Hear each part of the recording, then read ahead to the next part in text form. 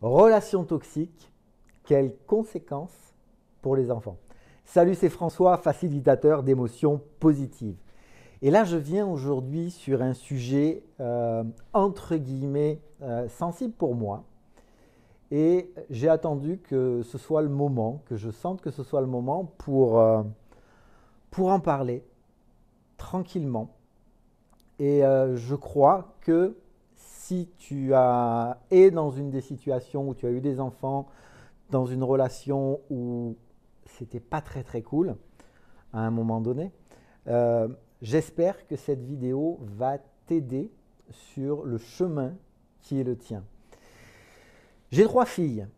J'ai trois filles de la même maman et la relation que j'avais avec la maman a été une relation qui était passionnelle, fusionnelle. euh, et l'un et l'autre, à ce moment-là, euh, on envisageait de finir nos jours ensemble comme nous l'avons appris au travers de l'éducation qui était la nôtre. Ça, c'était un point qui était un point commun. En même temps, je voyais aussi que régulièrement, il y a des choses qui ne fonctionnaient pas. Et s'il y a un point qui est important, et je le dis maintenant, c'est que il est préférable de cesser de travailler même sur soi avant parfois qu'une relation se termine pour éviter, si tu m'entends parler des métaprogrammes là, c'est quelque chose qui fait sens, parce que c'est pour éviter d'aller vers l'expérience qui est la mienne, l'expérience qui a été celle de la maman de mes filles, l'expérience qui est celle de mes trois filles. Et je crois que c'est quelque chose, il y a certains comportements, certaines choses qui sont évitables, de mon point de vue d'aujourd'hui. Parce que bien entendu, c'est une relation qui a duré une quinzaine d'années, avec des moments formidables, et aujourd'hui j'en retiens les moments qui sont des moments formidables, jusqu'au jour où les engueulades, etc., etc. En fait, à l'époque, on ne s'en rendait pas compte, mais chacun avait un déficit de ressources dans le sens où nous n'avions pas la capacité par rapport à nos programmes, par rapport à nos expériences, nous n'avions plus une capacité à communiquer sans que les émotions de différents niveaux, qui pouvaient être l'expression de la frustration, de la colère, tout un tas de choses qui en fait étaient l'expression d'un malaise profond, qui était l'expression de problèmes non résolus par rapport à nos vies respectives, parce que le couple c'est un plus un et il y a le troisième, c'est le couple, et on y rajoute les enfants. Le truc, le problème, c'est qu'au milieu de ça, quand les parents sont dysfonctionnels, parce qu'aujourd'hui, je sais que j'ai un comportement qui n'était pas forcément le plus adapté.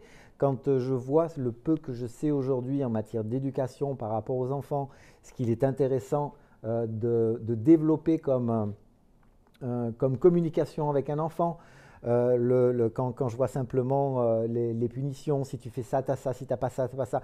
Le système newtonien, rappelle-toi, dans des vidéos, je parle de la relation de cause à effet. La place de la sexualité aussi dans tout ça, où clairement, il y a une forme de rapport de force, et quand il y a euh, des blessures d'un côté ou de l'autre, dans n'importe quel domaine de la vie du couple, dans son quotidien, dans sa relation avec les enfants, petit à petit, ce sont des émotions qui sont là de plus en plus présentes, de plus en plus envahissantes. Et en même temps, tu le sais aussi si tu me suis, c'est qu'il y a une forme d'addiction à ces émotions. Il y a une dépendance du corps à ces émotions. Et quand moi, je pouvais observer ce que je pouvais décrire comme une crise, etc., etc., je n'étais pas à la place de la maman qui avait aussi ses raisons. Et de mon côté, quand j'avais des comportements inappropriés, quand moi de mon côté, je ne savais pas réagir, que je pouvais me mettre régulièrement en colère, je pouvais justement, et c'est ce qui se passait, consommer de grandes quantités d'alcool, j'étais également dans une souffrance. Donc vous avez deux personnes qui sont dans une souffrance. Je ne vais pas faire une vidéo de plusieurs heures, donc j'essaie d'aller au plus court. Et il y a un moment, ça explose. Dans le cas de cette relation, ça a été il y a un facteur qui est un facteur extrêmement important. C'est que je crois que dès le début de la relation, la maman de mes filles était une personne qui était particulièrement jalouse et qui présupposait, je ne le savais pas à l'époque, mais la présupposition de croire que la personne que l'on aime vous trompe. En fait, le truc, ce qui se passe à l'intérieur, c'est qu'il va y avoir des images mentales, on peut se faire tout un tas de scénarios et c'est comme si c'était vrai. Ça, je ne pouvais pas le comprendre. Et je n'avais pas non plus en face forcément les comportements les plus fins, les plus adaptés par rapport à ça. Tout est communication. Tout est communication et si on n'apprend pas à communiquer, on en arrive à ce qu'on peut voir aujourd'hui. Je reviendrai aux enfants dans un instant. C'est-à-dire que dès qu'une relation ne fonctionne pas, dès que l'un ou l'autre des partenaires, eh ben, ouais, c'est toi qui as fait ça, c'est toi qui as fait ça, c'est toi qui as fait ça, moi je suis comme ça, moi je fais les choses bien, etc. On est dans une espèce de discours stérile et aidé par de plus en plus, tel que je peux le voir, oui, mais alors, si c'est ça, c'est un manipulateur. Si c'est ça, c'est une manipulatrice. Et je me rends compte du ridicule de ça. Si tu n'as pas vu la vidéo, je vais la remettre là, sur l'arnaque, les pervers narcissiques, l'arnaque cachée. Mais aujourd'hui, je me rends compte, par rapport aux élèves, aux clients qui me contactent, qu'il y a le moindre accroc dans une relation, l'autre est un manipulateur. Il faut arrêter les amis. Tout ça, c'est juste de l'argumentation marketing parce que ça agit sur tes émotions à toi. Et c'est très facile de dire que la responsabilité dans ta relation, dans tes relations avec tes enfants aussi, c'est la faute des enfants, c'est la faute du conjoint, c'est la faute des parents, c'est la faute des grands-parents, etc., etc. Alors que nous obtenons, et ça fait complètement sens aujourd'hui pour moi, c'est que la réponse d'une communication, c'est le sens qu'il va y avoir dans tout ça, c'est dans le message qu'on a donné, il va y avoir un écho en face. Et inversement, par rapport à un message qui est perçu en fonction de tous mes filtres, il va y avoir un écho. Donc imagine bien que quand des émotions négatives, quand des désaccords sont là, quand il peut y avoir des problèmes d'argent, quand il y a des problèmes connectés à la sexualité, quand il y a des difficultés à ne pas savoir comment agir pour le mieux pour ses enfants, et que l'on rentre dans un système où la critique, le jugement revient de plus en plus. À un moment, ça va exploser. Ça explose. Et je crois que c'est important pour moi de te partager ça parce qu'aujourd'hui, je peux dire, et mes filles, si vous m'écoutez, je vous aime toutes les trois. Je ne vois pas mes filles depuis des mois et des mois. Et par rapport à ça, je vais revenir aussi dans la mécanique dans laquelle, peut-être que tu sais ça déjà, c'est-à-dire que quand on rentre, on met un pied, divorce, séparation, justice, juge, avocat, et quand on a mis un orteil là-dedans, où les égos, les émotions, tout se mélange, ça fait une espèce de grosse boule de neige, et que l'un et l'autre, en fait, consciemment, et peut-être différemment inconsciemment, veulent faire en sorte que les enfants aillent mieux. Et je vais parler de mon histoire à moi par rapport à ça, où je me rappelle très bien l'ordonnance de non-conciliation, ou la veille, je crois que c'était la veille ou l'avant-veille, une discussion avec mes filles sur le fait que jusque-là, papa-maman s'étaient occupés des enfants et qu'il était pertinent que papa-maman, une semaine chacun, s'occupe des enfants. Ok. Les filles étaient d'accord avec ça. J'aimerais bien, mes filles, s'il y a un commentaire, vous pouvez me le mettre ou me passer un coup de téléphone. Et curieusement, le lendemain, donc les filles ont eu un avocat. Alors je ne sais plus si c'est la maman qui l'a demandé, je ne sais pas comment c'est passé. Mais lors de l'ordonnance de non-conciliation, qui est la base de ce qui va générer tout un tas de conséquences derrière, mes filles, dans la parole de l'avocat qui les représentait, ne voyaient pas d'intérêt particulier à vivre dans la maison dans laquelle elles avaient grandi. C'est ici où je me trouve encore actuellement. Et là, ça a été comme une chape de plomb sur ma tête parce que je me suis demandé qu'est-ce qui avait généré ce changement extrêmement soudain. Et là-dedans, effectivement, à l'époque, j'étais quelqu'un qui était pas très en forme, quelqu'un qui a généré des comportements addictifs et que j'étais très facilement dans l'émotion. De l'autre côté, la maman était très facilement dans l'émotion parce que clairement, et ça c'est un point important, par rapport à la maman, à cette époque-là, j'avais décidé de me faire accompagner, de me faire aider. Et dans cet accompagnement avec ce psy, une chose était importante pour éviter ce que l'on appelle le syndrome d'aliénation parentale. Et ça, je ne vais pas rentrer. Si tu ne sais pas ce que c'est que le syndrome d'aliénation parentale, je t'invite à aller, tu dis allô Google et va voir ce que c'est. Donc, à ce moment-là, les émotions montaient de plus en plus. La vengeance, la colère, la frustration, on avait envie de se venger, on avait envie de se libérer de tout un tas de frustrations des deux côtés, et toujours les enfants au milieu. Ce que ce psy m'avait dit, c'est que surtout, ne jamais juger, ne jamais critiquer le parent opposé. Et ça, c'est quelque chose que je comprenais tout à fait. En même temps, quand une autre personnalité qui était décrite par mon médecin comme une pervers narcissique, c'est le médecin, c'est pas moi qui le dis, le médecin la décrivait comme une pervers narcissique.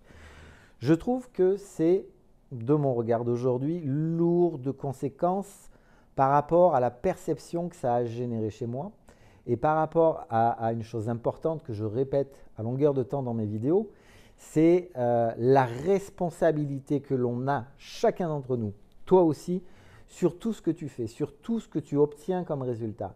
Et à ce moment-là, quelque part, ça a mis dans mes croyances que je n'étais pas totalement responsable de ce qui se passait.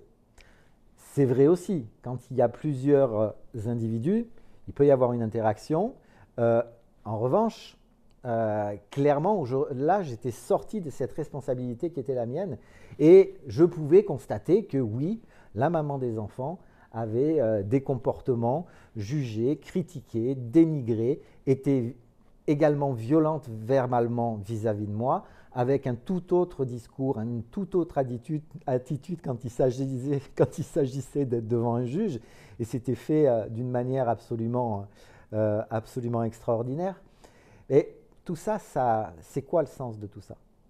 C'est que les enfants, ils vont avoir le papa, ils vont avoir la maman, et le papa, la maman, on l'aime, quelles que soient les actions qui soient faites, et on le voit, hein, des enfants peuvent être battus, des enfants peuvent être abusés de différentes manières. Il y a un petit bug au niveau du cerveau. Ben oui, c'est la personne qui doit me garder en sécurité quand on est petit, qui me veut du mal, et c'est un truc qui n'est pas concevable. Donc, reviens sur le syndrome d'aliénation parentale, note-le, ce truc-là, et va voir ce qu'il en est. Donc, et j'ai été surpris un jour, je fais un bond, où j'étais ici, sur ce canapé, et j'ai ma petite qui n'avait pas ma dernière, qui avait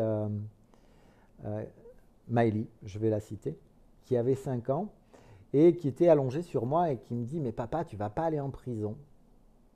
Et là, à ce moment-là, c'est vrai que j'ouvre un œil, je dis « Mais tout va bien, Maëlie. » À ce moment-là, j'étais dans une situation, je ne pouvais pas ou très difficilement payer ma pension alimentaire. J'étais considéré comme quelqu'un qui avait de l'argent, qui faisait tout pour ne pas payer, qui voulait se rendre insolvable. Et c'est clairement, c'était une perception, ce n'était pas ma réalité. Et quand ma petite m'a dit ça, je me suis dit, mais d'où ça vient ça? Enfin, d'où ça vient? C'était une évidence. Et je me suis rendu compte que la maman utilisait tout un tas un langage qui visait, alors que ce soit devant des amis, des collègues, ok, c'est bon, mais devant les enfants qui n'avaient aucun filtre dans l'émotion, aucun filtre. Et c'est très intéressant parce que les années passant, j'observe que quand on travaille sur soi, les perceptions par rapport à ce qu'on vit évoluent. Et ça fait maintenant, je crois, peut-être 3 ans. Je sais qu'on s'était rencontrés devant son travail, la maman. Et de nouveau, je m'étais fait insulter, etc. Et en fait, je me rendais compte que les années passaient, mais que le fonctionnement de la maman était toujours le même. Alors, s'il y a une généralisation à faire, papa, maman, mâle, femelle, c'est pareil. Les dysfonctionnements, ça peut être de partout. Et aujourd'hui, si je te parle de ça, ça a été un travail c'est un travail conséquent. Aujourd'hui, j'ai vraiment de l'amour pour mes filles. Je peux même dire que d'une certaine manière, j'ai de l'amour pour la maman des enfants. Je sais que chacun fait avec ses possibilités, ses ressources. Et quand je dis ressources, ce sont des ressources par rapport à un travail sur soi qui peut être fait ou qui peut ne pas être fait. Et je vois, j'observe, tu le sais, si c'est un sujet qui te concerne, que les tribunaux font peut-être le mieux qu'ils peuvent, et en même temps les tribunaux peut-être manquent de moyens au niveau de la formation de certains intervenants qui tombent facilement dans le piège de, alors c'est pas un triptyque, hein, mais des deux avocats contradicteurs, du juge, de différents juges. Il va y avoir peut-être parfois, comme ça a été mon cas, un juge de l'exécution, etc. Et dans toute cette salade dans laquelle, qui nourrit quand même ce système judiciaire, hein, le nombre d'affaires aux affaires familiales, le temps et le nombre d'heures de travail que ça représente, c'est important. Et en face de ça, je crois que ce serait peut-être important que certains juges, certains magistrats soient peut-être mieux formés dans le sens où l'essence de la loi, et c'est juste une perception que j'ai, peut être traduite d'une certaine manière en fonction de ce qui est perçu émotionnellement au travers des débats contradictoires. Et mets en commentaire ce que tu penses de ça, parce que c'est à la fois quelque chose qui me passionne, c'est à la fois quelque chose qui m'a véritablement blessé profondément. Et je suis content d'en parler aujourd'hui. Je suis vraiment très content d'en parler aujourd'hui parce que je sais que c'est quelque chose qui est courant. Sur différents réseaux, les médias que tu peux observer. Observe tout ce qui se passe, tout ce qui se dit. Ça va être toujours lui c'est un connard ou elle c'est une connasse ou même on peut mettre les adjectifs que l'on veut. Et en fait, on reste dans cette forme de dualité.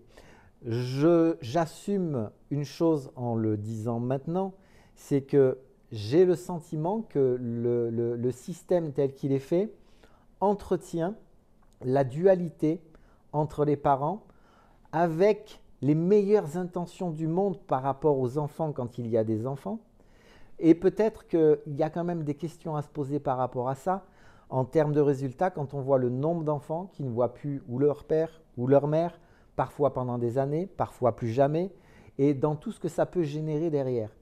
En même temps, je reconnais que si je n'avais pas fait et si je ne continuais pas à faire un travail personnel par rapport à toutes les raisons qui ont fait que j'ai généré cette relation, par rapport à toutes les raisons qui ont fait que j'ai généré des comportements qui ont été ce qu'ils ont été avec mes filles, mais qui, de mon point de vue d'aujourd'hui, n'étaient pas les plus appropriés.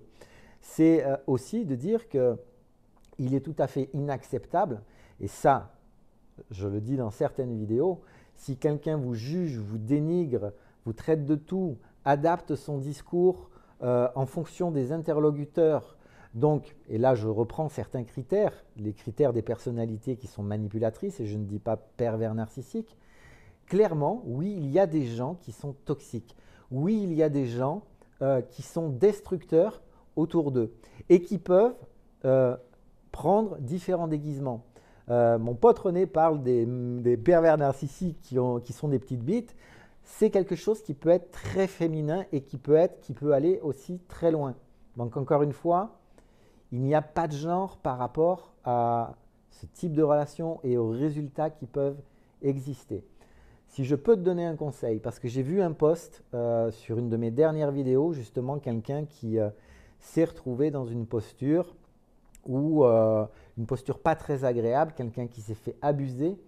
Et encore une fois, là, il y a un enfant qui est au milieu. Et je crois que ces personnes qui, j'ai l'impression que peut-être que c'est une mode, alors allez-y dans les commentaires, je vais parer les coups, peut-être que c'est une mode de dire que, ou de croire dans le monde latin, que le père est le géniteur et que c'est la maman, en fait, la maman elle est protectrice, c'est elle qui gère, etc.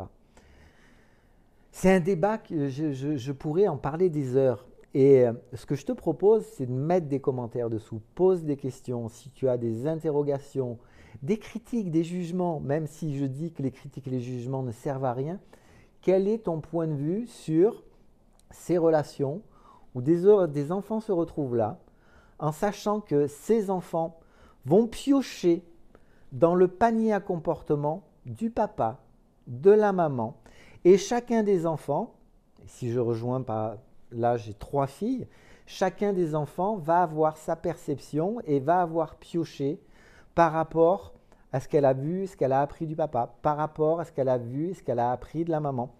Et dans le cas de mes 3 filles, les résultats seront différents. Et c'est pour tout le monde pareil. Les enfants, en fonction de ce qu'ils auront vécu, s'il y a une fratrie, n'auront pas les mêmes comportements, les mêmes vies, parfois oui, mais pas forcément. Et moi je le sais du regard que j'ai aujourd'hui, de savoir ou de présupposer que les expériences que mes filles ont vécues, que nos enfants avec la maman, parce que ce sont nos enfants, ils sont à personne, ils ne sont même pas à nous. Ça tient, ça me fait penser à un truc. C'est que j'observe aussi que on ne fait pas les enfants pour soi. Et c'est un discours que j'entendais de la maman. Ouais, mais les enfants, de toute façon, moi, c'est pour. Enfin, voilà. Et on se retrouve parfois, comme ça a été le cas, parfois à infantiliser des enfants et à faire en sorte, inconsciemment, de les empêcher de grandir. Voilà un petit peu ce que j'avais envie de partager aujourd'hui. Si la maman regarde, si les filles, vous voyez cette vidéo, c'est important pour moi de dire qu'il y a beaucoup d'amour vis-à-vis de vous. Et j'attire l'attention aussi sur le fait dans la vie de porter des jugements sur quelqu'un, sur le fait de critiquer quelqu'un, sur le fait de juger en permanence quelque chose sans avoir l'éveil ou la conscience encore que quand on critique, quand on juge, et si je me remets à la place du juge qui lui est dépositaire d'une autorité et de toute la responsabilité qui va avec, et je ne sais pas si ces personnes dotées d'une autorité, dotées du droit à dire à telle ou telle personne vous allez faire ceci, vous n'avez pas le droit de faire cela, j'aimerais croire que ces gens-là peuvent être, non pas dans l'empathie, mais juste dans la qualité du travail réalisé, sans présupposer quoi que ce soit, en dehors de la stricte loi, et de bien mesurer l'interprétation qui peut être faite parfois de la loi. Je mélange un petit peu plein de choses ce soir. Je n'ai pas du tout préparé cette vidéo. J'ai eu envie de faire ça, c'est en fin de journée, j'ai eu envie de faire ça maintenant. J'espère sincèrement que ça va pouvoir ouvrir des portes, des questionnements et apporter de la paix aussi. Parce que plus longtemps, les parents restent d'une certaine manière dans une forme de guerre, de dualité, plus ce spectacle, cette énergie dégagée va être perçue aussi par les enfants qui vont se construire et qui auront à se construire et à créer leur vie par rapport aussi à ces éléments-là. Et voilà. Je ne vais pas faire d'appel à l'action, de ce qu'on appelle les appels à l'action. Ce que j'aimerais vraiment, c'est que tu me mettes en commentaire comment ça résonne pour toi, cette vidéo.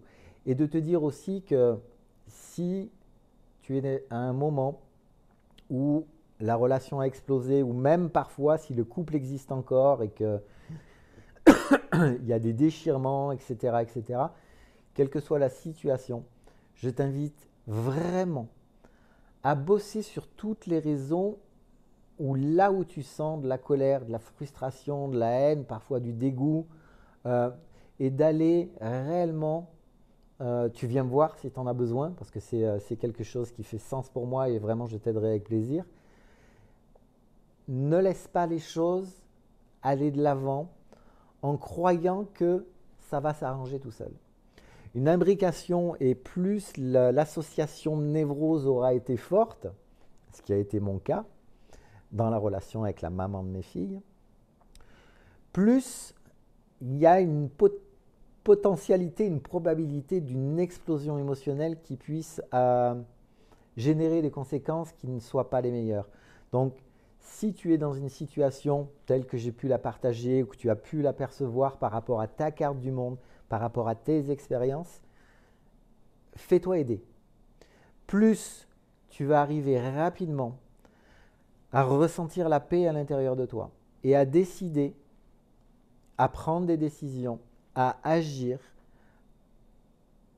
en mettant de côté ces émotions négatives et en étant beaucoup plus centré, c'est quelque chose qui va te permettre de t'aider et en t'aidant, c'est quelque chose qui va te permettre d'aider tes enfants et d'aider aussi la maman des enfants ou le papa des enfants. Je ne sais pas dans quelle position ça se produit, si c'est ton cas. Voilà, je te souhaite une belle soirée et je te dis à très vite.